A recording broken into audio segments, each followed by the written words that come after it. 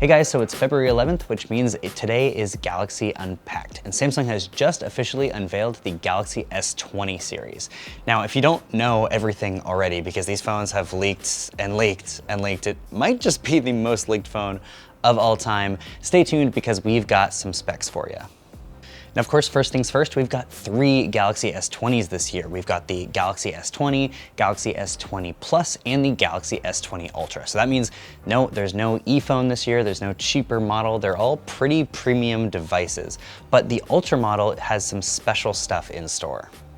Now that also means that they're pretty massive too. The small Galaxy S20 is 6.2 inches, the Plus is 6.7 inches, and the Ultra is 6.9 inches. So you pretty much don't really have an option to get a tiny phone. These are all pretty big phones as it is. Now on the Galaxy S10, we had this curve on the side that made it feel pretty premium and enabled you to kind of use those edge gestures. On the Galaxy S20 series, they've almost completely done away with that curve, so it's a much more flat display.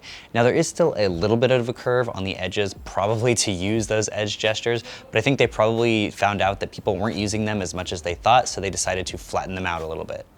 Now the specs on all 3 of these phones are pretty similar, but we should note that the smaller Galaxy S20 doesn't have millimeter wave 5G. So yes, all 3 of these phones are 5G phones, which is pretty nice to see. You don't have to buy a separate 5G edition of this phone.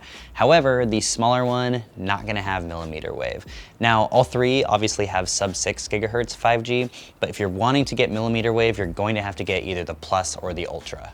All right, so let's run through the core specs. Of course, all these phones are sporting the new Qualcomm Snapdragon 865 processor. They all have 128 gigabyte storage options, but if you get the Plus or Ultra, you've got a 512 gigabyte storage option, and they both come with up to 1 terabyte of micro SD card expansions, so you can put a lot of storage in these devices.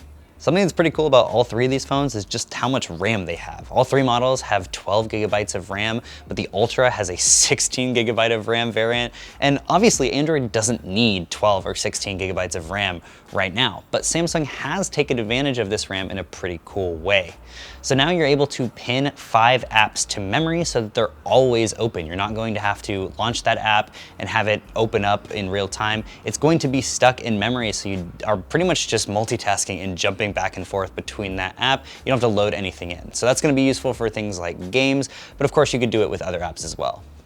Something else that's really interesting about these devices is that they're able to do 120 Hertz AMOLED at FHD plus resolution. Now, you can't do this at QHD plus, which kind of sucks, but a lot of people really aren't able to tell the difference between FHD plus and QHD plus anyway. So if you're willing to run 1080p, you're gonna get 120 Hertz refresh rate. They've also got 4,000, 4,500, and 5,000 milliamp hour batteries, respectively. They all come with 25 watt chargers in the box, but the Ultra has an optional 45 watt charger, just like we saw in the Galaxy Note 10. And you've got reverse wireless charging and wireless charging that is the same rate as the Galaxy Note 10. You're also getting the same in-display fingerprint reader from Qualcomm that we saw last year. Unfortunately, it's not the new reader that Qualcomm just announced, so that's kind of disappointing. And you're getting no headphone jack, which I know a lot of people are going to talk about because the Galaxy S series has traditionally been one of the last flagship phones you could get with a headphone jack, which is kind of sad. But other than that, you're getting IP68 water resistance, micro SD card expansion, pretty much everything that you would want out of a Samsung smartphone except for that headphone jack.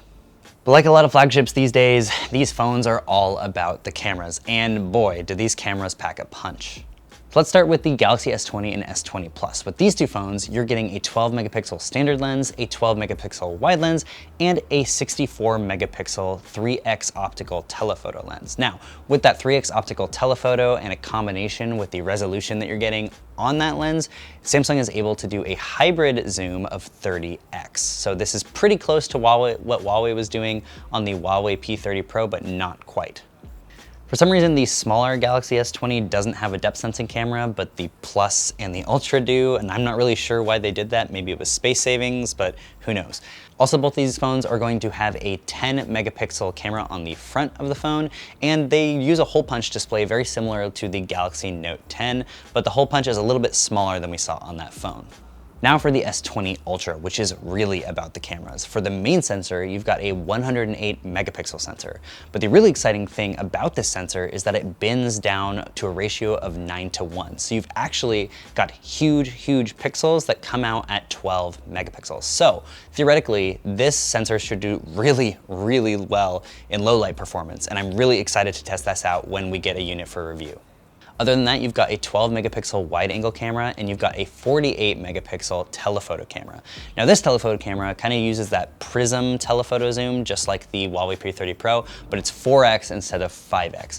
But that combined with the massive amount of data that you're getting from that main sensor allows you to do something that Samsung is calling space zoom, which is a 100x digital hybrid zoom, sort of. Now this is 100x versus 50x that we saw on the Huawei P30 Pro. It looked to do pretty well while we were testing it in our hands-on time, but I'm mostly interested in trying this out to see if it's gonna look like total crap or if it's actually pretty usable. The Galaxy S20 Ultra also has a 40 megapixel camera on the front of the phone that bends down to 10 megapixels. Now, something really cool that's enabled by the Snapdragon 865 is the ability to shoot 8K video on all three of these phones.